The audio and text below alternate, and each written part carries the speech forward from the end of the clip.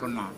அட பாவி, நீ ஒண்டியா இருக்கிற வரைக்கும் சுதந்திர பறவையா இருந்தியடா, கூட்டு சேர்த்துக்கினியாடா கொல்ல போறதுக்குன்னால அப்படின்னா நம்மாள். அதனால சொன்னா, பெண்டாட்டி பெருமிளங்கு, பிள்ளை ஒரு சுல்லானி, இவை எல்லாம் நீக்கி நான் எக்காலம் சுகம் பெறுவேன்னா. எப்போ நீ இன்னொருத்த கழுத்துல தாலி கட்டினியோ, நீ நினைச்சுக்கிற அவளுக்கு தாலி கட்டிக்கிறேன்னு, அந்த முடிச்சு உனக்கு போட்டுக்கினேன் நீ வேண. மனிதனுடைய வாழ்வு அப்படிதான்பா. ஒரு மனம் இணைஞ்சா அது வாழ்வு கிடையாது, இரு மனம் இணையும் போது தான் வாழ்வு. குடும்பத்தை காப்பாற்றுறதுக்கு வக்கு இல்லை, பயந்து ஓடி போகிறோம், கடவுளை தேடி ஓடி போறியா?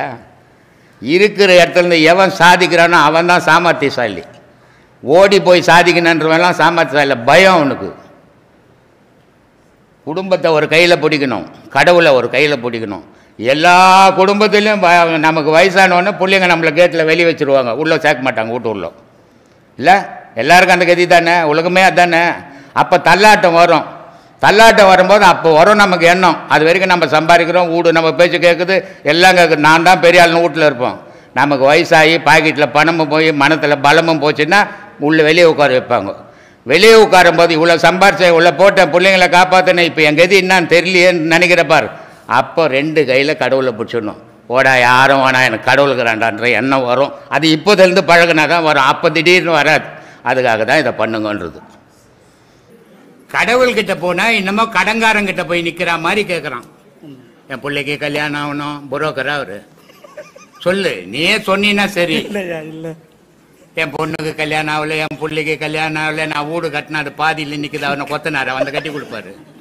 இது அறியாமை பக்தி. என்னமோ கடன் கொடுத்தவங்கிட்ட போய் கடன் கேட்டுங்கிற மாதிரி கதையாகுது. நான் பல வீடியோக்களில் சொல்லிக்கிறேன், கடவுள் படைச்சவன், உனக்கு என்ன தரணும் எப்போ கொடுக்கணும்னு அவனுக்கு தெரியும். அங்கே அமைதியாக கண்மூடிக்கு நில்லு, உனக்கு கிடைக்க வேண்டியது கிடைக்கும். ஆனால் கிடைக்க கூடாததெல்லாம் நீ ஆசைப்படுவ, ஆனால் அதெல்லாம் கிடைக்காது அப்படின்ட்டு.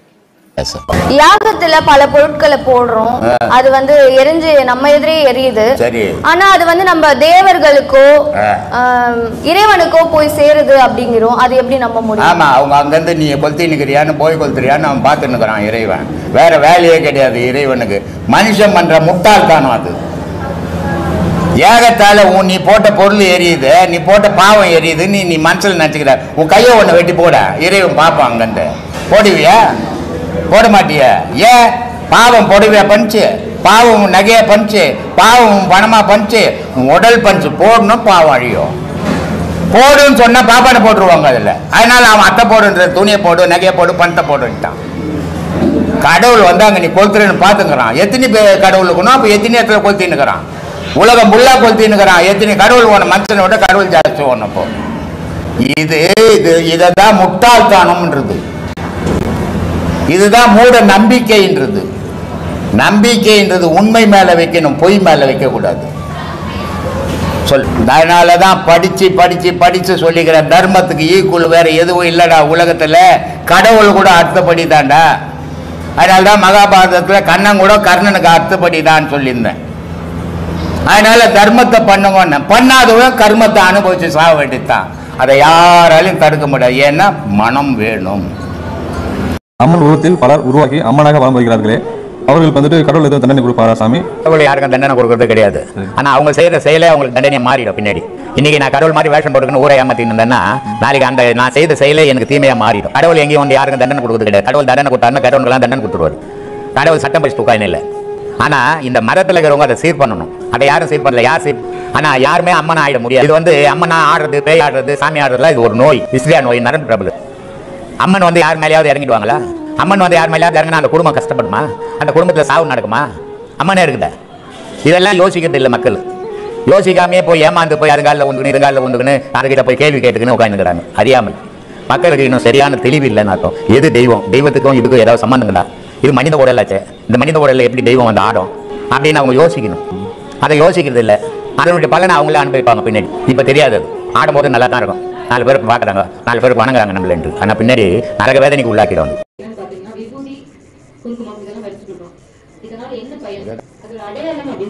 அடையாளமே கிடையாதுமா.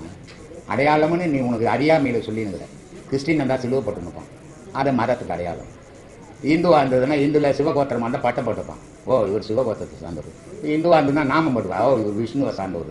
இந்துவா இருந்தால் பெருசாக நல்லா போட்டு மாதிரி குங்கம் வச்சு பாரு, ஓ இவர் அம்மன் பக்தர். இதுக்காக வைக்கிறான். மூடனுங்க மாதிரி இல்லையா இது தெரிஞ்சுக்காம இருக்கிறது. முஸ்லீமாக இருந்தால் தொப்பி போட்டுக்கணும், கிறிஸ்தவனாக இருந்தால் தாடி மீசை ரெண்டையும் எடுக்கணும், முஸ்லீமாக இருந்தால் மீசை மட்டும் எடுக்கணும், தாடி விட்டுக்கணும். இது என்னடா மதம்? என்ன மதம் இது? மனிதன் தானடா நீ. உன்னை விட உயர்ந்த பொருள் ஒன்று இருக்குதாடா. அது மதத்திலேயே தேடுறது, மனசுல தேடுறா இல்லையா? இங்கே வந்து இறைவன் அதெல்லாம் சொன்னேன், ஒரு கை ஜான் அளவில் தான் இறைவன் இருக்கான். நீ உலகமெல்லாம் போய் தேட வேண்டியதில்லை. உன் கை அளவில் ஒரு ஜான் அளவில் உங்கள்கிட்டவே கடவுள் இருக்கிறான். அந்த ஜான் அளவில் இருக்கிற இடம் இது. அதனால தான் சொன்னான் அகஸ்தியர், சுற்றியே அலைவதில்லை, சூட்சம் சூட்சம். இறைவனை பார்க்கறது ஊரெல்லாம் திரிஞ்சு தேடுறது இல்லைடா, அது ரகசியம்டா. சூட்சம்னா ரகசியம். அதனால சுற்றியே அலைவதில்லை, சூட்சம் சூட்சம். சுழியிலே நின்றாலே மோட்சம் மோட்சம். உன் மனசேற்ற போய் இங்கே சேர்த்துட்டீங்கன்னா அதுதான்டா மோட்சத்துக்கு வழி. ஊரெல்லாம் திரியுறது இல்லைடா அப்படின்னு. அப்போது இந்த மோட்ச வீட்டில் பொட்டு வைக்கிறதோ திருநெறிடுறதோ நாமம் போடுறதோ அதை இப்போ நான் உன்னை தொட்டால் தானே உணர்வு வரும். தொடாமல் நான் பேசின உணர்வு வருமா? அந்த உணர்வை இந்த இடத்துல உண்டாக்கிக்கிறான்னு. இது சராசரி மனுஷனுக்கு. ஆனால் யோகத்தில் வரவனுக்கு அது உண்டாக்க வேணும். அது தானாகவே உணர்வு அங்கே வந்துடும். வந்துக்குதா இல்லையா சாமி உங்களுக்கெல்லாம்? இல்லையா? அந்த உணர்வு எங்கே வருது? இவன் நினைவு அங்கே போகுது. அப்போது இவன் எதோட உறவாடினுக்கிறான்? இவன் உணர்வோட உறவாடுறான். இவன் உணர்வு எதோட உறவாடுது? இறைவனோட உறவாடுது. அதான் தெய்வ வழிபாடு. கிறிஸ்டின் எதை சொல்ற? மதத்தை சொன்னிய தவிர கடவுளை சொல்ற. மதம் தானே கிறிஸ்டின். கடவுள் கிறிஸ்டின் தான். அவர் முஸ்லீம் சொல்றாரு. அவர் கடவுள் சொன்னாரு, மதத்தை சொன்னாரு. இவர் இந்துன்னு சொல்றாரு, கடவுள் சொன்னாரு, மதத்தை சொன்னாரு. அப்போ இதெல்லாம் மத வழிபாடு, கடவுள் வழிபாடு இல்லை. கடவுள் வழிபாடுன்றது உனக்குள்ளவே ஆராய்ஞ்சு உன்னை யாரும் தெரிஞ்சுக்கோ, அதான் கடவுள் வழிபாடு. கண்டிப்பா. இந்து மதத்துல தான் இந்த மறுபிறவிலாம் இருக்கு, மற்ற மதத்துலலாம் இது வந்து இதுக்கு இடமே இல்லை. இந்து மதத்துல வந்து ரொம்ப அறிவாளிகள் ஜாஸ்தி, உண்மைகள் ஆராய்ஞ்சவன் ஜாஸ்தி, தன்னையே அதில் அழிச்சுக்கணும் ஜாஸ்தி. அதனால உண்மைகளை தேர்ந்தெடுத்து சொன்னான். ஒன்று சொல்றேன், இயேசுநாதர் வந்தார் இல்லையா? அவர் வந்து கடவுளுடைய அருள் பெற்றவர். ஆனா அவருக்கு அப்புறம் எத்தனை கிறிஸ்டின் ஞானி ஆனா? ஏன் அவள வழி இல்லைங்க. இதுல அப்படி கிடையாது. வருஷத்துக்கு 4 நாள் உருவாக்கினேங்கிறான், வழி வச்சுக்கிறான் கடவுள் அடையறதுக்கு. இதான் வித்தியாசம். மறுபிறவின்னு ஒண்ணு இருக்கு. நீ போன பிறவில நீ இல்லை, இப்ப எங்கிருந்து வந்த சொல்லு. இப்ப எங்கிருந்து வந்த? ஒரு புளிய கொட்டை இருக்குது. கொட்டை இருந்தாதான் மரம் வரும், கொட்டையினா தான். திருப்பி அது புளி காய்ச்சினா தான் வரும். புளியங்கொட்டைனே ஒண்ணு இல்லைன்னா மரம் எங்கிருந்து வரும் சொல்லுப்பா? இல்ல கஷ்டம் தான். திருநாவுக்கரசர்னு ஒரு மகான் இருந்தார். அவருக்கு வயசு 80. ஞான சம்பந்தர்னு ஒரு மகான் இருந்தார். அவருக்கு வயசு 8. 80 எங்க 8 எங்க? ஆனால் காஞ்சிபுரத்திலிருந்து அந்த ஞான சம்பந்தரை அந்த திருநாவுக்கரசர்ன்றோடு தூக்கின்னு போறாரு பல்லக்கில். போகும்போது உள்ள இருந்து ஞான சம்பந்தர் சொல்றாரு, திருநாவுக்கரசர்னு ஒருத்தர் இருக்கிறாரு, அவரை நான் சந்திக்கணும், அவர்கிட்ட இட்டுன்னு போங்க அப்படின்னு இவர் உள்ள பல்லக்கில் இருந்து சொல்றாரு சீடருங்க கிட்ட. அந்த வார்த்தையை கேட்டுட்டு அவர் சொல்றாரு திருநாவுக்கரசர், ஐயா அடியே நீங்க தான் இருக்கிறேன்னு. உடனே பல்லக்கு இறக்கடான்னார் ஞான சம்பந்தர். இறக்குன பிறகு சொல்றாரு, ஐயா என் வயசு 8, உன் வயசு 80, நீ என்னை சுமக்கலாமா, என்னை பாவத்துக்கு ஆளாக்கலாமா அப்படின்னு ஞான சம்பந்தர் கேட்கிறாரு. அதுக்கு அவர் சொல்றாரு, எனக்கு வயசு 80, ஆனா உன் சக்தி எவ்வளோ சொல்லவே முடியாத, நீ தாய்ப்பால் குடிச்சவனாச்ச, அதனால எனக்கு வயசு தானே தவிர உனக்கு ஈடு இணை நான் இல்லை அப்படின்றார். அவ்வளோ பெரிய மகான அந்த பக்குவம் அடைஞ்சார். அதனால திறமைக்கு தான் முக்கியத்துவம் கொடுக்கணும் தவிர வயசுக்கு முக்கியத்துவம் கொடுக்கக்கூடாது. கண்டிப்பாக கண்டிப்பாக. ரொம்ப சந்தோஷம் தான். இதனால தான் சொன்னார் திருமூலர், இருட்டறை மூலையில் இருந்த கன்னி குருட்டு கிழவன் கூடல் குறித்து குருட்டினை நீக்கி மருட்டிய அவளை மனம் புரிந்தாள் என்றான். இதில் என்ன தெரிஞ்சது புரிஞ்சுது? ஏன்பா படிச்ச மனுஷன் தெரியலன்ற சித்தர் பாட்டெல்லாம் வந்து என்கிட்ட கேட்குறேன் இல்லையா? அவங்க சூட்சகமா உள்ளுக்குள்ள நடக்கிற விஷயத்த குறிப்பிட்டு சொன்னதை யாரையா பார்க்க? ஏமா உனக்கு உள்ளுக்குள்ள எதுவும் நடக்கலையா? நடக்கிறது பின்ன நீ சொல்ல வேண்டியதானே? ஐயா தெளிஞ்ச அளவுக்கு எங்களுக்கு எல்லாம் தெளிவு வரல. கண்ணாடி கிட்ட போய் நின்னா ஐயா நீ முழுசா உன்னை பார்க்கலாம். வெளித்தோட்டம் முன்பக்கம் ஐயா. இல்ல ஆமாய்யா. அப்படித்தானே பாத்துக்கிறதுல கண்ணாடி கிட்ட பார்த்திருக்கேன். டெய்லி பாப்பி நீ சினிமா நடிக்க சும்மா வரப்ப ஐயா முழுசா பார்க்கலாம் உடம்ப. பின்பக்கம் திரும்பி கண்ணாடியில பாத்தீங்கன்னா பாதி தான் பார்க்க முடியும். சிரமம். ஆமாய்யா, முழுசா பார்க்க முதுகு வரைக்கும் தான் பார்க்க முடியும், அது கீழே பார்க்க முடியாது. ஆனா அதுக்கு கீழே இருக்கிற இடம் உனக்கு தெரியாத இடத்துக்கு பேரு இருட்டுன்னு பேரு, உனக்கு தெரிஞ்ச இடத்துக்கு பேரு வெளிச்சம்னு பேரு. எது வரைக்கும் உனக்கு தெரியுதோ அது வெளிச்சத்துல இருக்குதுன்னு தான் சொல்லுவேன். அதுக்கு மேல தெரியல இருட்டாக்குதுப்பா தெரியலப்பான்னு தான் சொல்லுவேன். அது மாதிரி இருட்டறையில அம்பாளுக்குறாளா 2 புட்டத்துக்கு நடுவுல அகாரம் என்ற எழுத்து இருக்குதான். அதனால சொல்றார் திருமூலர், அங்க அம்மா வந்து அப்பாவை பிரிஞ்சு போய் சண்டை போட்டுக்கின்னு 2 பேரும் அந்த மகாவிஷ்ணு 2 பேரும் பிரிச்சு விட்டாண்டால். அதனால அந்த அம்மா சண்டை போட்டுன்னு கீழே உட்காந்துங்கிறாங்க. அந்த அம்மாவை நினைச்சு புருஷனை நினைச்சு பொண்டாட்டியை நினைச்சு ஏன்னா பொண்டாட்டிங்க அதிகமா புருஷனை நினைக்க மாட்டாங்க, வருமானம் தான் நினைப்பாங்க. ஆனா இந்த புருஷங்காரனுங்க இருக்கிறானுங்க பாரு, ஏமாளிங்க பாவம். நம்ம வாழ்க்கையை திருத்தி வாழணும். ஊரை பார்த்து வாழ்ந்தோம்னா நம்ம கெடுவோம், நம்மளை பார்த்து வாழ்ந்தோம்னா நம்ம வாழ்க்கை உயரும். அதனால நம்மளை பார்த்து வாழ கற்றுக்குங்க. தன்னை பார்த்து வாழும்போது தீமை கிடையாது, உலகத்தை பார்த்து வாழும்போது ஆசை வளரும், தீமையில் ஈடுபடுவீங்க. அதனால தன்னை பார்த்து வாழ கற்றுக்குங்க. சொல்லுமா, இந்த சித்ரா பௌர்ணமிக்கு மட்டும் என்ன நீங்கள் அவ்வளோ விசேஷமாக பண்ணணும்னு நினைக்கிறீங்க? சித்ரா பௌர்ணமிக்கு என்ன அவ்வளோ முக்கியத்துவம் அப்படின்னு? சந்திரனும் சூரியனும் உலகத்தை சுற்றி வருது. ஆனால் சுற்றி வர சந்திரனும் சூரியனும் மனிதனுக்கு கிட்ட வருது சித்திரை மாதம். சந்திரனும் மனிதனுக்கு கிட்ட வருது சித்திரை மாதம். அதனால தான் அந்த சித்ரா பௌர்ணமின்றதுக்கு மகான்கள்லேருந்து மனுஷன் வரைக்கும் ரொம்ப விசேஷமாக செய்தது. மனிதனுடைய தலைக்கு நெருங்கி இருக்கிறது சந்திரன். அதே மாதிரி சூரியன் உச்சகட்ட கீழே வர்றது சித்திரை மாதம். வெப்பம் அதிகமாக கீழே வர்றது அதிகம் இந்த மாதம்.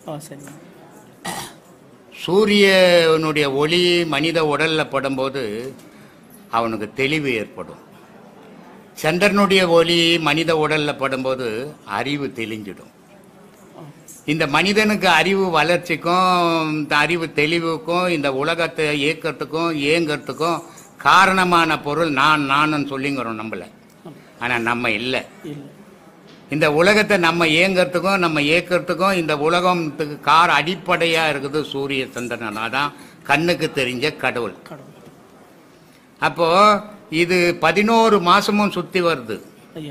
ஆனா 11 மாசமும் இந்த சித்திரை மாசத்துல இனி தூர போகும். அதே மாதிரி அடுத்த சித்திரை மாசம் கிட்ட வரும். அப்போ அதனுடைய ஒளி நம்ம உடல்ல நேரடியா படுற மாசம் இந்த சித்திரை மாசம். அதனால இந்த சித்ரா பௌர்ணமிக்கு அவ்வளோ விசேஷம். இதனுடைய ஒளி சூரியனுடைய ஒளி அதிகமா இந்த சித்திரை மாசம் இருக்கிறதால இப்ப வானத்துல சுக்கைகள் இருக்குது இல்ல, நட்சத்திரங்கள் இருக்குல்ல, அது இப்ப இருக்குதா இல்லையா? இருக்குது. பார்க்க முடியுமா? இல்ல பார்க்க முடியும். ஏன்னா சூரியனுடைய கதிர்கள் மறைக்குது. அப்போ நிலவு ஆகாயத்துல இருக்கிற அத்தனை பொருள்களுமே இருக்குது. ஆனா சூரியனுடைய வெப்பம் அதிகமா ஏறுபடும் போது அதனுடைய ஒளி எல்லாம் மங்கி போகுது, தெரியாம போயிடுது. அதனால நட்சத்திரங்கள் இல்லைன்னு சொல்ல முடியாது, நமக்கு தெரியாதால. எல்லாமே இருக்கிற பொருள் இருந்துக்குன்னு தான் இருக்குது. மனிதர்கள் இத்தனை கோடி, எண்ண முடியாத கோடி இருக்கிறான். எவனாவது அவன் மூச்சு அவன் வாங்கி விடுறான்னா இல்லையா? இல்ல, கண்டிப்பா. அப்ப அது எப்படி இயங்குது? அது புதிராவே தான் இருக்குது. புதிதா இருக்குதா? ஆமா, உண்மைதான். அதுக்கு பேர் தான் இறைவன்றது. அவன் ஏக்குற வரைக்கும் தான் அவன் ஏங்குற வரைக்கும் தான் உன் ஏக்கம். அவன் ஏங்குறது நின்னுதுன்னா உன் ஏக்கம் நின்னுட படுக்கையாயிடுவேன். அதனால நான் பேசாத, அவன் அவன் அவன் பேசு. நான் இல்லை இந்த உலகத்துல எதுவுமே. நான் இருக்கிறதா எனக்கு அழிவு இல்லை இல்லையா? எந்த பொருள் இந்த உலகத்துல உருவாகுதோ அந்த பொருள் அழிஞ்சே தீரும். ஆனா இறப்பும் பிறப்பும் இல்லாத இறைவனும் அழிஞ்சதில்லை, இறப்பும் பிறப்பும் இல்லாத ஆன்மாவும் அழிஞ்சதில்லை. இது 2 தான் இந்த உலகத்துல நிஜ பொருள். இது 2 தான் இறைவன். மகான்கள் கோடி பேர் பிறக்கலாம், மறையலாம். மனிதர்கள் கோடி பேர் பிறக்கலாம், சாகலாம், மறையலாம். ஆனா இறைவன் பிறந்ததும் இல்லை, செத்ததும் இல்லை. அது மட்டும்தான் இறைவன். மீதி எல்லாம் மகான்கள் தான். இறைவன் ஆக முடியாது. இறைவனுக்கு பிறப்பு இறப்பு இல்லை.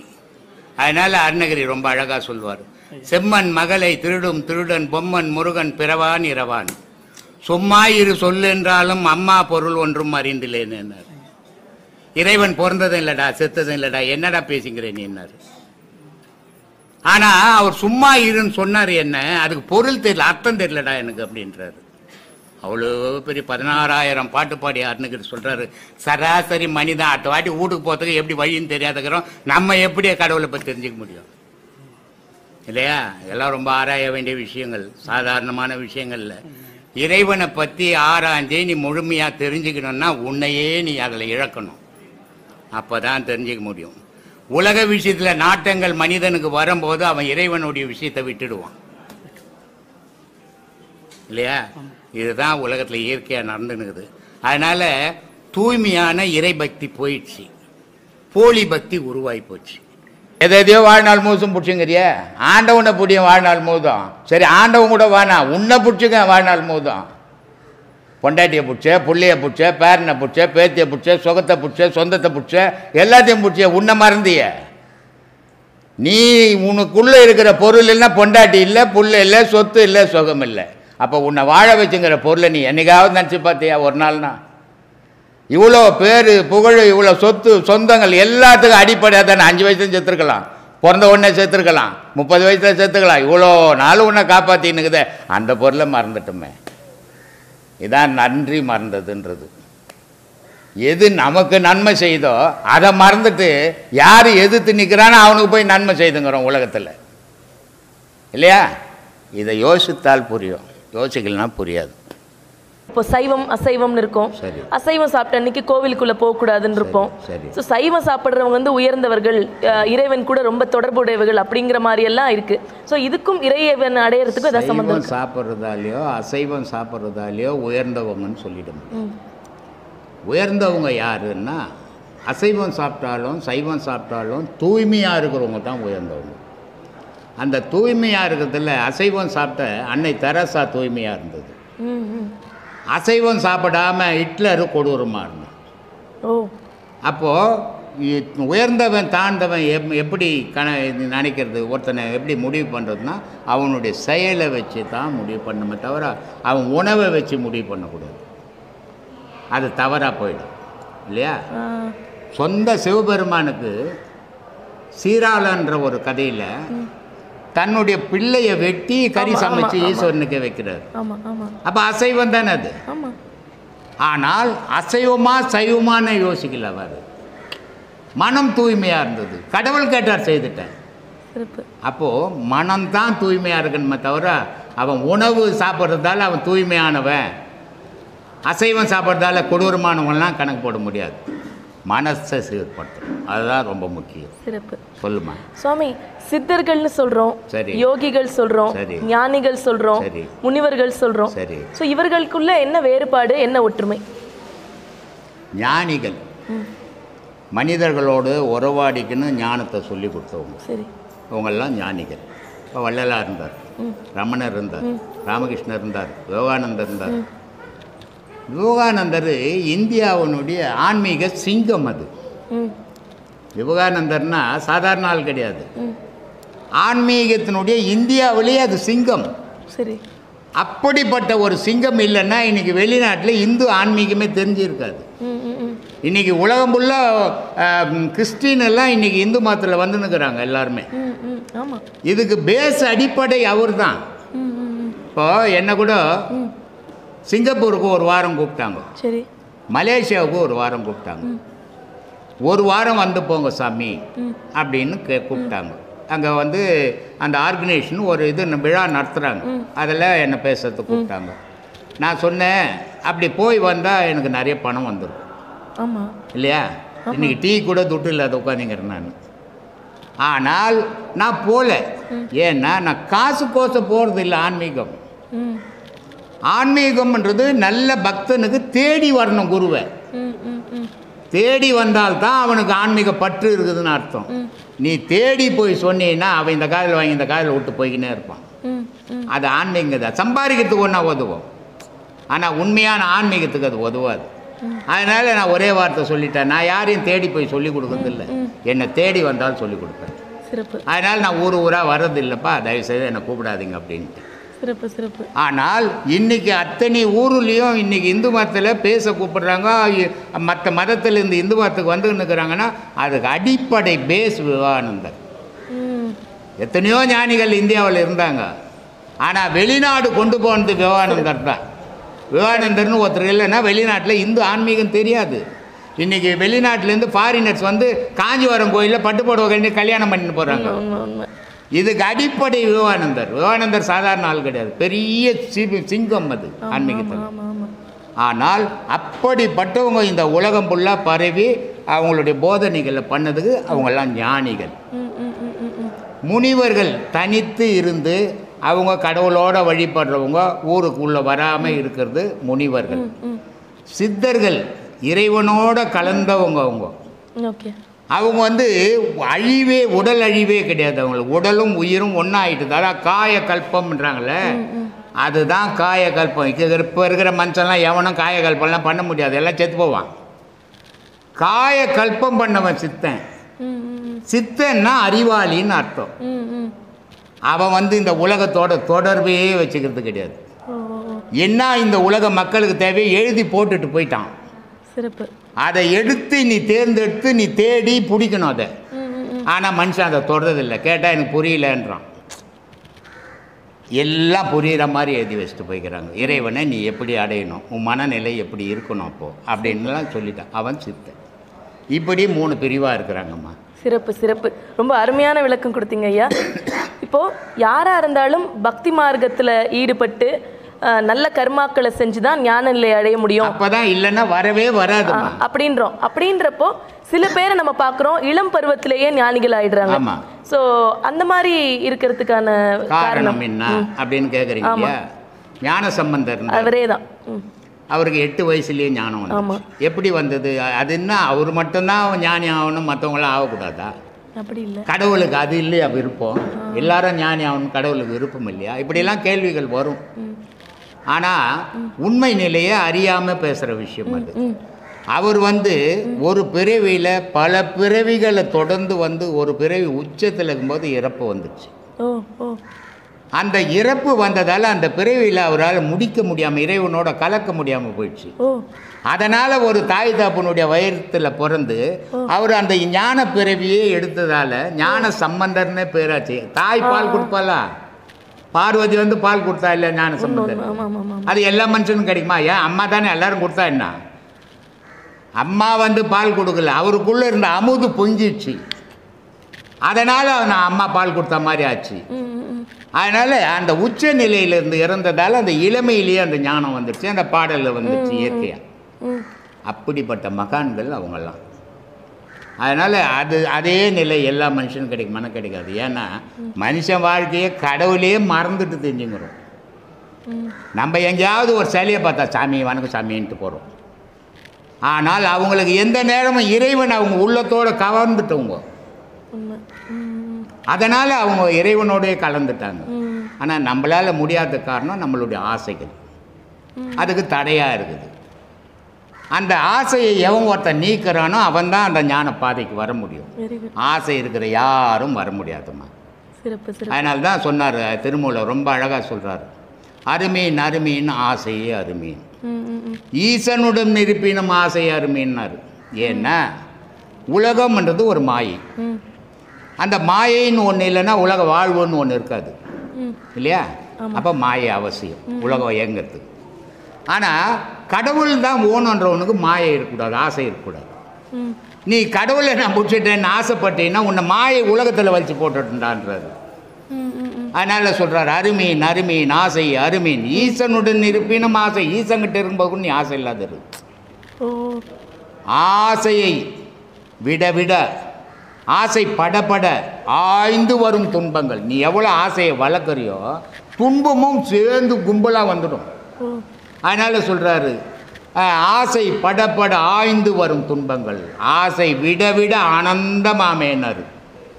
அதனால் ஆசையை எவன் ஒருத்தன் அறுக்கிறானோ அவன் தான் இறைப்பாதையில் பயணம் பண்ண முடியும். ஆசையை வளர்த்துன்னு உலகத்தில் இருக்கிறவங்களாம் என்னை மதிக்கணும், உலகத்தில் இருக்கிறவங்களாம் என்னை சாமி சாமின்னு கும்பிடணும், உலகத்தில் இருக்கிறவங்களாம் என் காலில் விழணும் அப்படின்ற ஆசையை நான் வளர்த்தாவே எனக்கும் கடவுளுக்கும் தொடர்பே இல்லைன்னு அர்த்தமா. சிறப்பு சிறப்பு. சுவாமி, சில பேர் வந்து ரொம்ப பக்தியாக இருப்பாங்க, இறை வழிபாடு பண்ணிட்டு இருப்பாங்க, பூஜை புனஸ்காரம் சம்பிரதாயத்தில் என்னென்ன இருக்கோ அதெல்லாம் சிறப்பாக செய்வாங்க. சரி. ஆனாலும் அப்படிப்பட்டவங்களோட வாழ்க்கையிலையும் தொடர்ந்து துன்பம் வந்துக்கிட்டே இருக்கும்னு நொந்து போவாங்க. இதுக்கு என்ன சுவாமி காரணம்? கடவுள் மனிதனை நெருங்க துன்பம் வந்துடும். ஓ. கடவுள் மனிதனை விட்டு விலக விலக இன்பம் வந்துடும். பிரமாதம். இது அறியாத பேசுவாங்க, நான் இவ்வளோ பக்தி பண்ணுறேங்க, எனக்கு ஏங்க கஷ்டம் வருது, அவர் சாமியே கும்பிட மாட்டாருங்க, அவர் கோடீஸ்வரனுங்கிறாருங்க அப்படின்லாம் சொல்லி இருந்தப்பாங்க. எந்த மகானாவது காரில் போனானா? இல்லை. எந்த மகானுக்காவது சோறு இருந்ததா? உண்மையான மகான் யாருக்குமே இல்லை. இல்லை. ஏன்? கடவுள் நெருங்கிட்டான், அதனால் அவனுக்கு சோறு கிடைக்கல. பிரமாதம். அதனால் எவன் ஒருத்தன் அதிகமாக கஷ்டப்படுறானோ, கடவுள் பக்தியில் கஷ்டப்படுறவன், சாதாரண கஷ்டம் உலக கஷ்டம் வேறு, பக்தியில் நல்ல பக்தி பண்ணி எவன் ஒருத்தன் கஷ்டப்படுறானோ கடவுள் அவனை நெருங்குறானோ. எவன் ஒருத்தன் உலக விஷயத்தில் ஓஹோனுங்கிறானோ கடவுள் அவனை விட்டு விலகிட்டான்னு அர்த்தம். இது ரெண்டு புரிஞ்சுதுன்னா தான் உண்மை தெரியும், புரியாத உண்மை தெரியாதுமா. சிறப்பு சிறப்பு. சுவாமி, இப்போ ஆன்மீக முன்னேற்றத்துக்கு அகிம்சை அவசியம் அப்படின்னா இந்த பலியெல்லாம் கொடுக்குறோமே அது தேவையா? இதை நான் ஏற்றுக்கிறதே கிடையாதுமா எப்பவுமே. ஏன்னா இந்த பலி கொடுத்து எப்போவாவது சாமி சாப்பிட்டுதா எங்கேயாவது? நம்ம தான் சமைச்சு சாப்பிடுவோம். பலி கொடுத்துட்டு நம்ம தான் சமைச்சு சாப்பிடுவோம். அப்புறம் நீ வீட்டில் கொடுத்துக்க பலி, ஏன் கோயில் ஆண்டத்து போய் சாமி பேர் சொல்லி கொடுக்குற? இது வந்து என்னன்னா இவனுடைய மனசே ஒரு பிரமையை உண்டாக்கிக்கிறது. நான் இந்த வருஷம் 100 ஆடு வெட்டினேன்னா கோயிலில் மழை வரும், 10 கோழி அறுத்தன்னா என் வீடு சுபிட்சமாக இருக்கும் அப்படின்னு இவனே ஒரு இது ஆக்கிடுது. கோயிலில் முதல்ல சாமி இல்லை, கோயிலில் சாமி வந்தால் பலி கொடுக்குறவனை கொண்டு போடும். சாமி வந்து டேய் உன் உயிர் மாதிரி தானே அது உயிர், அதை எப்படி கொள்ளலாம், அதுவும் நான் தானே படித்தேன், உன்னையே நான் தானே படித்தேன், நீ எப்படி போய் அதை வெட்டலாம், சாமி கொண்டு போடும். இல்லை சாமி இல்லையாங்க, அதனால இவன் இஷ்டத்துக்கு வெட்டுறான், இவன் இஷ்டத்துக்கு வீட்டில் போய் சாப்பிட்றான், 10வது இதுக்கு தோரணம் போட்டு வச்சுக்கிறான், காய வச்சு வேறு வச்சுக்கிறான் இல்லையா?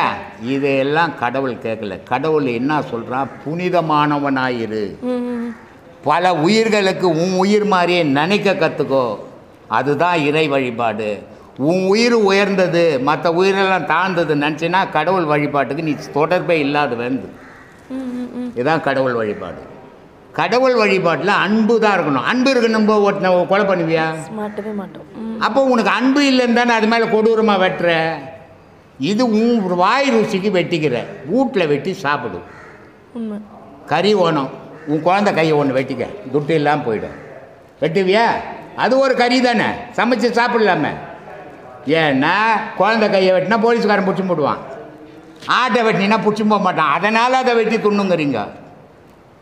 இது கடவுள் வழிபாடு இல்லைம்மா, நர வழிபாடு. நரபலின்னு சொல்ல அது மாதிரி வழிபாடு, அது கடவுள் வழிபாடு இல்லை. கடவுள் வழிபாடுன்றது எதையும் துன்புறுத்தாதது தான் கடவுள் வழிபாடு. இன்னொரு ஜீவ உயிரை துன்புறுத்தி வாழறது நரை வழிபாடு, அது கடவுள் வழிபாடு இல்லை. சிறப்பு. அது மாதிரி வழிபாட்டுக்கு தெரிஞ்சுக்கோ. நாம் தெரிஞ்சுக்கிறது வெறும் ஆன்மீகம். எப்போ வயசில் போனேன் நான் இந்த ஆன்மீகத்துக்குள்ளேன்னா 6 வயசு நான் இதில் அடியெடுத்து வைக்கும்போது. அந்த 6 வயசில் எனக்கு என்ன தோணுச்சு? முட்டாள்தனமான கடவுள் பக்தி தோணுச்சு. கடவுள் இருக்குதா இல்லையா, பொய் சொல்கிறாங்களா கோயிலெல்லாம் கட்டி வச்சுட்டு அப்படின்ற கேள்விகள் தான் எனக்கு எழுந்தது. ஆனால் எனக்கு அந்த வயசில் கேள்விகள் எழுந்து அதை ஆராய ஆரம்பித்தேன். இது இருக்குதா இல்லையா, உண்மையா பொய்யா அப்படின்னு இதை ஆராயும் போது என்ன போச்சுன்னா என்னுடைய வாழ்க்கையை பற்றி நான் யோசிக்கலை. ஏதோ போகிறோம் வரோம், ஒரு வேலை செய்கிறோம், ஏதோ சாப்பிட்றோம் போகிறோம். ஆனால் எனக்கு முழுக்க அது மேலேயே அந்த எண்ணங்கள் இருந்தது. இதை ஆராய்ஞ்சி அது இருக்குதா இல்லையான்றதை ஊர்ஜிதப்படுத்திக்கினேன், இருக்குது அப்படின்ட்டு. அன்னைக்கு வந்து நான் கேள்வி கேட்டுக்குன்னு தெரிஞ்சேன், கடவுள் இருக்குதா இல்லையா அப்படின்ட்டு. ஆனால் இன்றைக்கி பல கோடி பேருக்கு பதிலாக இருக்கிறேன் நான். அப்போது எனக்கு தெரிஞ்சது ஆன்மீகம் மட்டும்தான், கடவுள் வழிபாடு மட்டும்தான். உன் உடல் உபாதிக்கெல்லாம் நான் பொறுப்பு இல்லை. ஏன்னா நான் ஏற்கனவே சொல்லிக்கிறேன், இந்த ஆன்மீகத்தை அடையணும் அப்படின்றவன் எப்படி இருக்கணும் அப்படின்ட்டு. ஒன்று வைராக்கியம் உள்ளவனாக இருக்கணும், அவன் உடல் தடகாத்தமாக இருக்கணும், அதே நேரத்தில் அவன் குடும்பம் ஒத்து வர்றதா இருக்கணும், அவன் இருக்கிற இடம் அதுக்கு அட்ஜஸ்ட் பண்ணி போகணும். இப்படி போகிறவன் மட்டும்தான் அதில் போக முடியும். இப்போ பக்தி அப்படின்னு ஒன்று எடுத்துக்கிறோம். எனக்கு பக்தி எப்போ வரும்னா, நான் எக்ஸாமில் பாஸ் பண்ணலைன்னா எனக்கு இதை வந்து பாஸ் பண்ணி கொடுத்துரு இறைவா அப்படின்னு சொல்கிறோம். யாருக்காவது உடம்பு சரியில்லைன்னா எனக்கு எப்படியாவது உடம்பு சரியாக்கிடு அப்படின்னு சொல்கிறோம். ஒரு பக்திங்கிறது எப்போ தேவைப்படுது? ஒரு மனுஷனுக்கு சுயநலமாக இருக்கும்போது, ஒரு இயலாமை வெளிப்படும் போது தான் பக்தி வருது. அப்போ பக்திங்கிறது ஒரு குளோரிஃபைடு டிசபிலிட்டியாக எடுத்துக்கலாமா? பக்தியே கிடையாது, அதுக்கு பேர் சுயநலம். பக்தின்றது எப்போ எதையும் எதிர்பார்க்காத இறை வழிபாடு தான் பக்தி.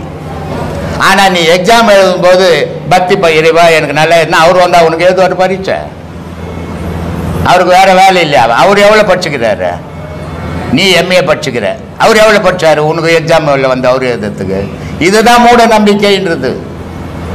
ஒரு உடம்பு சரியில்லை, டாக்டர் கிட்ட போய் பார்க்கணும், கடவுள்கிட்ட போய் சொன்ன அவர் டாக்டர் ஊசியா போட்டு அவர் வந்து. இதுதான் அறியாமைன்றது. பக்தி இதில் பண்றது இல்லை, இது சுயநலம். பக்தி இல்லை, இதுக்கு பேர் பக்தின்றது பற்றற்று பண்றது தான் பக்தி. எதையும் கேட்காம கடவுளை வழிபடுறது தான் பக்தி.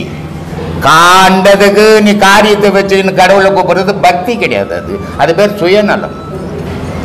அப்ப மனிதர்கள் பண்ற எல்லாமே சுயநலமா? எல்லா மனிதரும் சுயநலம் பண்றது இல்லை. ஒரு சில பேர் அறிவாளித்தனமா இறைவனை வழிபடுறான், பெருவாரி பேர் இது மாதிரி வழிபடுறான். இப்போ ஒரு மனிதன், நான் ஒரு சின்ன ஒரு வார்த்தை 7 லட்சம் ரூபாய் வச்சுக்கின்னு இந்த ஆசிரமம் கட்டணும், கட்ட முடியுமா? ஒரு தூணு கூட கட்ட முடியாது. ஆனால் ஒரு சின்ன வார்த்தை சொன்னேன். என்ன நான் யாரையுமே பார்த்தது கிடையாது, எனக்கு உதவி பண்ண யாரையுமே நான் பார்க்கல, என்ன வீடியோவில் பார்த்துருக்குறாங்க, லட்சக்கணக்கில் அமிச்சாங்க. அதே நேரத்தில் என்னுடைய சீடர்கள் சில பேர் வசதியானவங்களும் இருக்கிறாங்க, எவனும் 10 பைசாவும் கூட கொடுத்தவன் இல்லை. காரணம் என்ன? என்னை அறியாதவன் கொடுத்தான். நான் யார், என்ன பண்ற, என்ன சொல்லித்தர எல்லாம் அறிஞ்சவன் 10 பைசா கூட கொடுக்கல. ஆனால் இந்த அறியாதவனால உலகம் அழிஞ்சுக்கினுக்குது. என்னை அறியாத உதவி பண்ணாங்க பாரு, அவங்களால உலகம் செழிக்குது. இது 2 விதமா மனிதர்கள் இருக்கிறாங்க. எல்லா மனிதரும் ஒரே மாதிரி கிடையாது. அப்போ அந்த வெளிநாட்டில் இருந்து என்னை அறியாதவங்க, என்கிட்ட பேசாதவங்க, நான் பார்க்காதவங்கள இவ்வளோ பெரிய உதவி பண்ணவங்களுக்கு எவ்வளோ பெரிய நன்றி சொன்னாலும் தீராது. ஆனால் என்னை அறிஞ்சவன், என் கூடவே இருக்கிறவன், என்னை பார்த்தவன், நான் யாருன்னு தெரிஞ்சுக்கினவன், நான் என்ன சொல்லித்தரேன்னு தெரிஞ்சவன் 10 பைசா கூட கொடுக்காத எவ்வளோ பேர் இருக்கிறான் இங்கே. இப்படியும் இருப்பான், அப்படியும் இருப்பான்.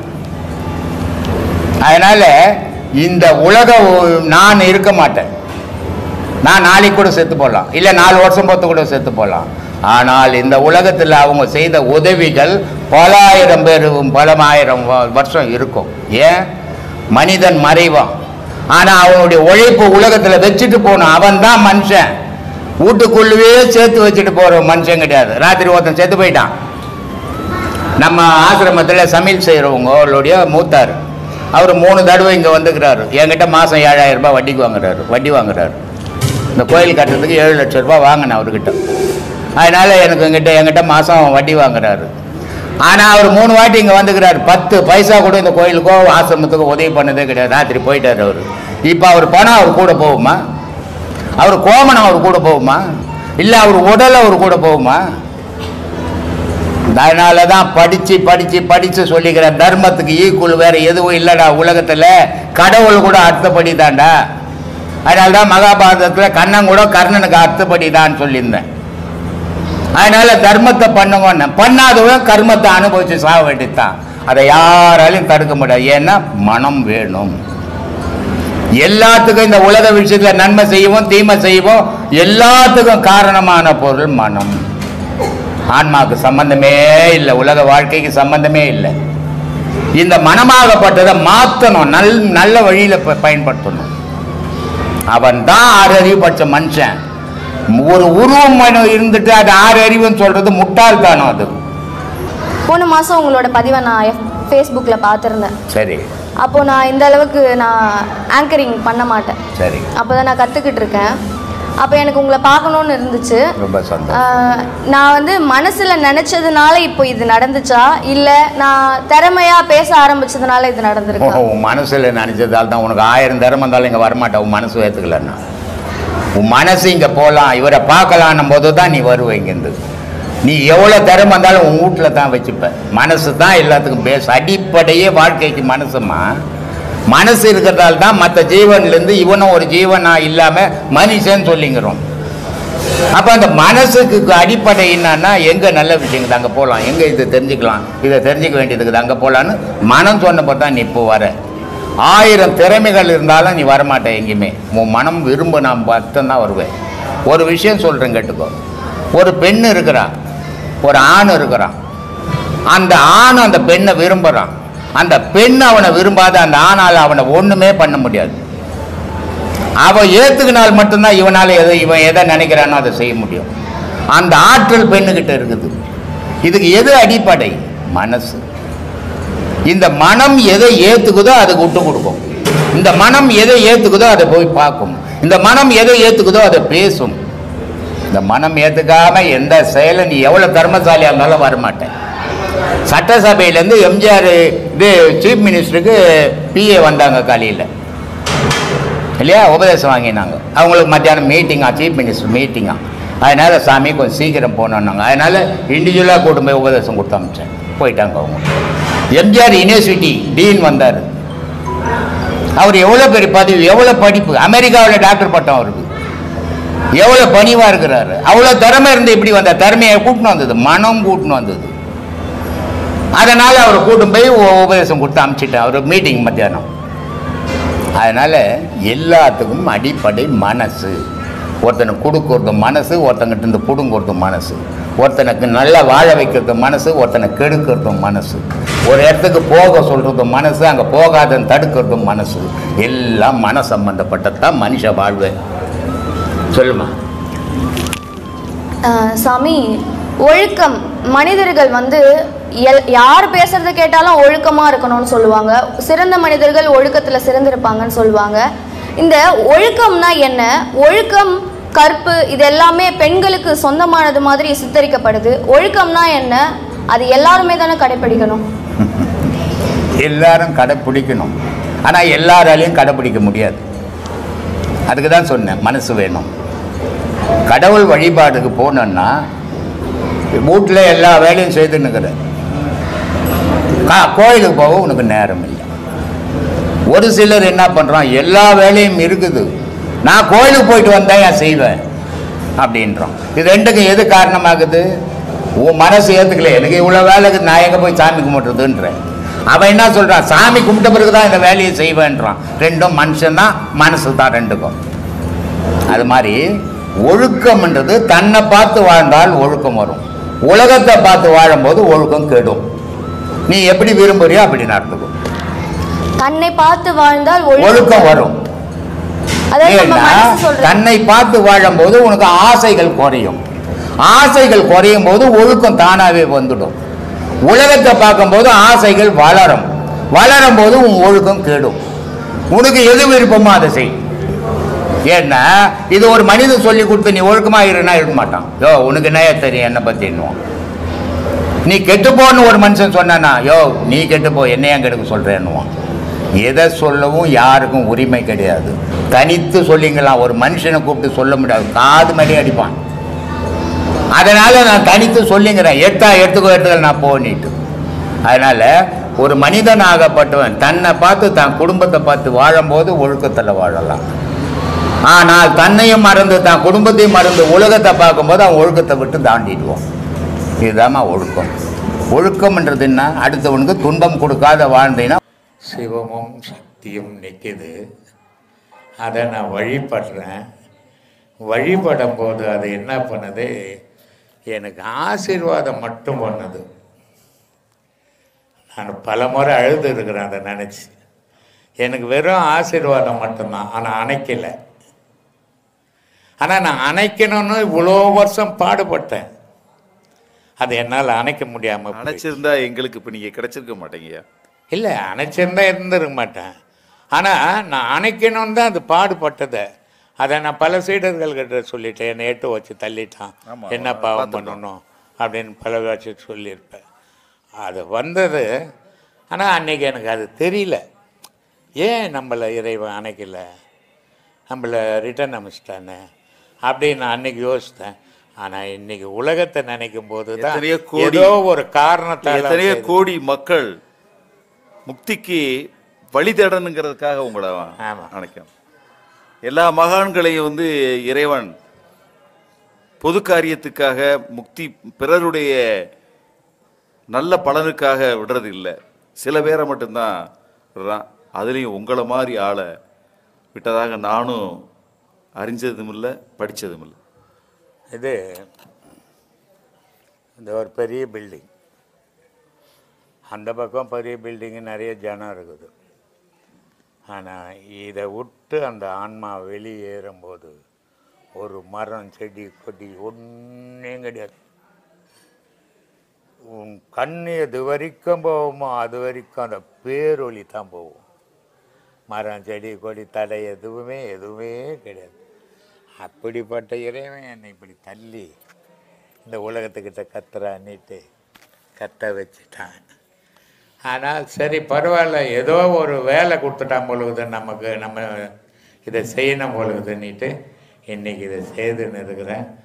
இந்த இப்போ கூட போன மாதம் ரொம்ப உடம்பு சீரியஸ் ஆனப்போ 10 கோடி அது இதெல்லாம் நான் வச்சு என்ன பண்ண போகிறேன், ஒன்றுமே யூஸ் ஆகாது.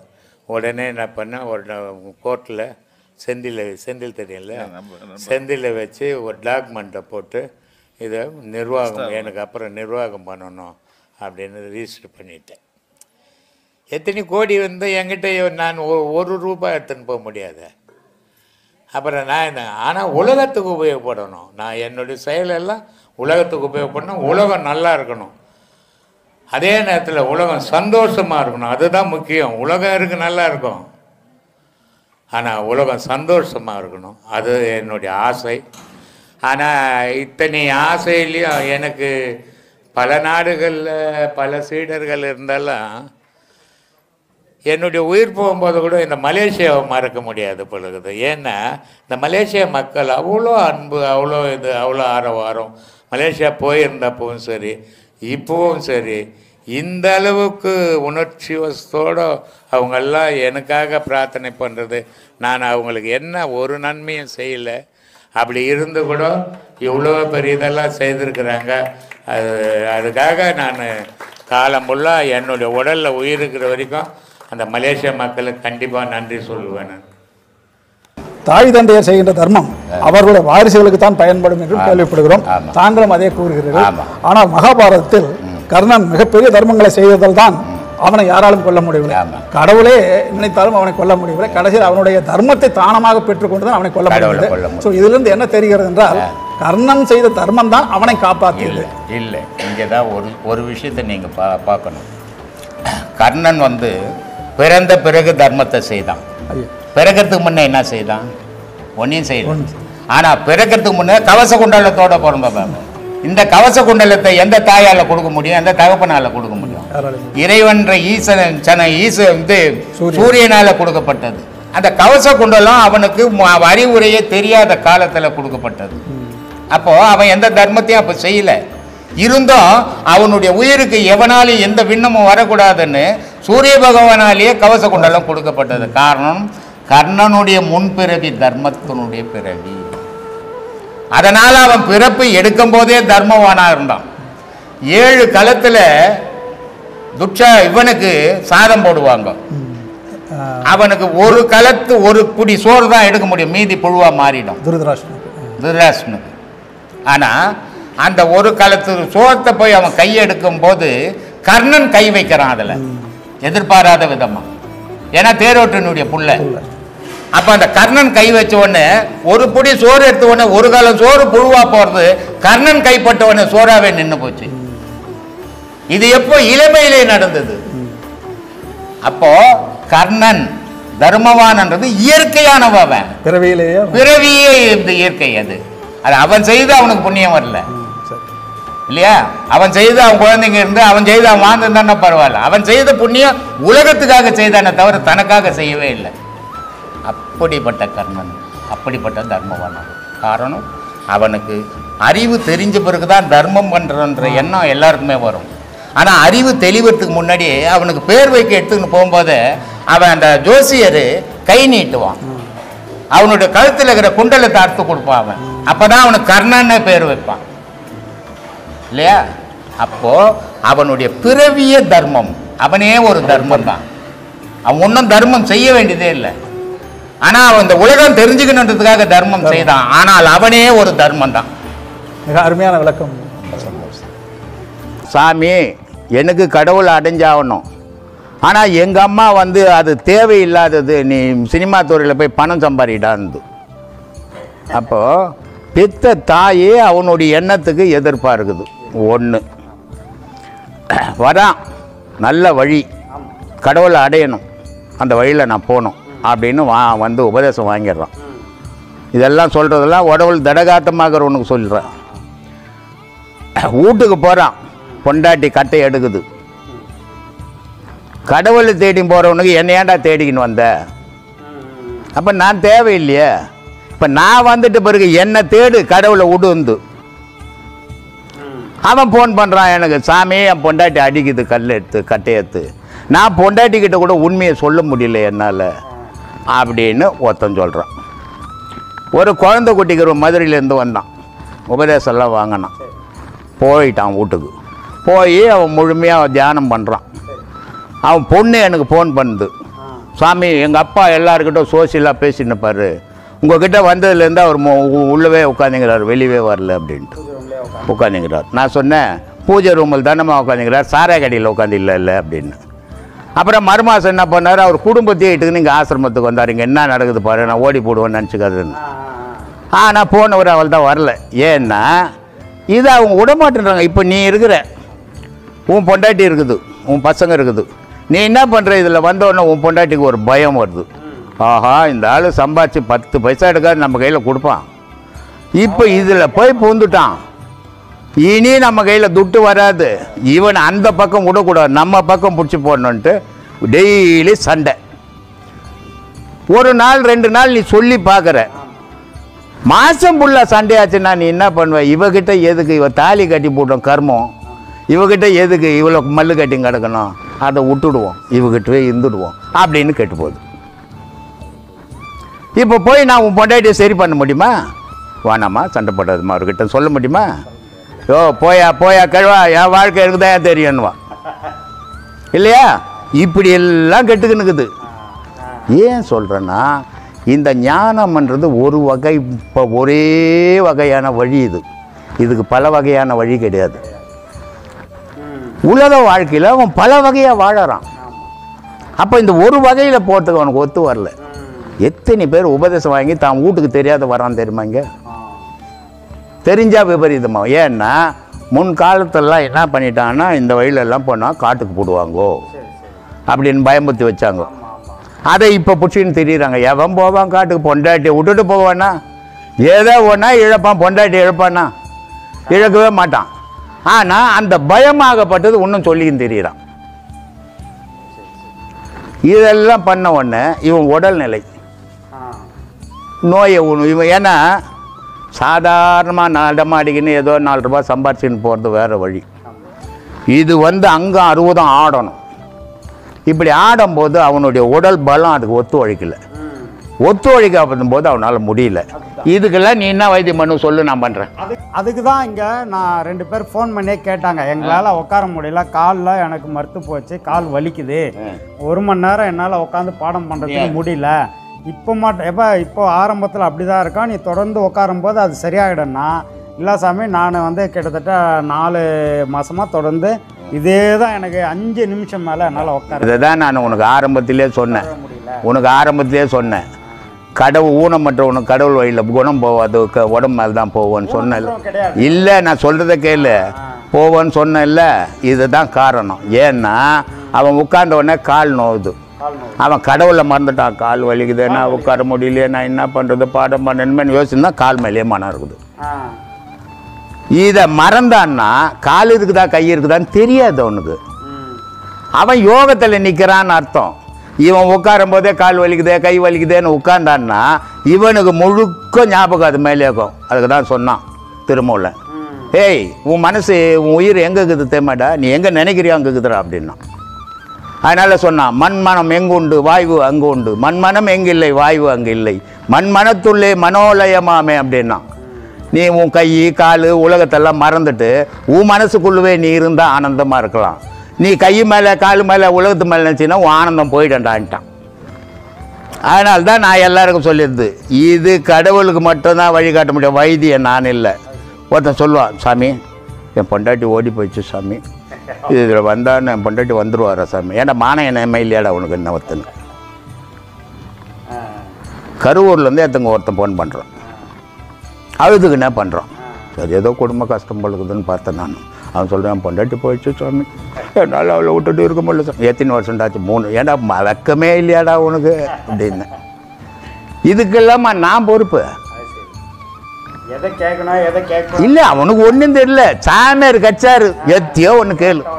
எனக்கு வேலை இல்லை, வெட்டி இல்லை, என் பொண்ணுக்கு புள்ள கிடைக்கல, மாப்பிள்ளை கிடைக்கல, வீடு கட்டலை, என் பொண்டாட்டி ஓடிச்சு, என் புருஷன் ஓடி போட்டா, இதுக்கெல்லாம் நான் இல்லை ஆள். அதெல்லாம் நீ பார்த்துக்கோ. நான் ஏற்கனவே சொல்லிக்கிறேன், உடல் விஷயத்தை வைத்தியர்கிட்ட போய் பார்த்துக்கோ, கடவுள் விஷயத்தை என்ன கேளு சொல்கிறேன். நல்லா இருக்காங்க ஏன்பா திடகாத்தமாக்குறேன்னா உன்ன உள்ள திடகாத்தமாக்குறது அர்த்தமா? இந்த அமாவாசை போனா தேன் கூண்டு பாரு எத்தனை பேர் இருக்கிறான் தெரியுமா? தேன் கூண்டு அமாவாசைக்கு முன்ன பார்த்தா தலை தலை தலை தலைன்னு இருக்கும். அந்த 15 நாள் அது வெளியே போய் பூ மகரந்தம் எடுக்க முடியாது, மொத்தம் குச்சி போட்டு காலி கூடு இருக்கும். அது மாதிரி மொத்தத்தை தானம் பண்ணிட்டு ஒரு கூடை வச்சுன்னு சுற்றின்னு இருக்கிறவன் எவ்வளோ பேர் இருக்கிறான். நல்லா உடம்பு நல்லா இல்லாத மட்டும் செய்யலைன்னு நினச்சிக்காது. உடல் நல்லா இருக்குது, நிறைய டைம் இருக்குது, மனம் இல்லாதவனுங்க கோடி கணக்கில் இருக்கிறாங்க. அது நம்ம அவங்களுக்கு என்ன யாருக்குமே நீ ஒன்றும் பண்ண முடியாது. இவங்க உடல் இருந்தாலும் என்ன பண்ணுவ நீ? வைத்தியரா? ஐயா நீ வைத்தியரா? சரிப்பா, நீ ஒரு உடம்பு சரியில்லைப்பா, அவரை நல்லா ஆக்கி நீ உபதேசம் கொடுக்கணும்பா, நீ இட்டுன்னு போன 2 லட்ச ரூபா கொடுக்குறியா? பின்ன உனக்கு எதுக்கு இந்த வீணு வேலை? அவன் கேட்பான்,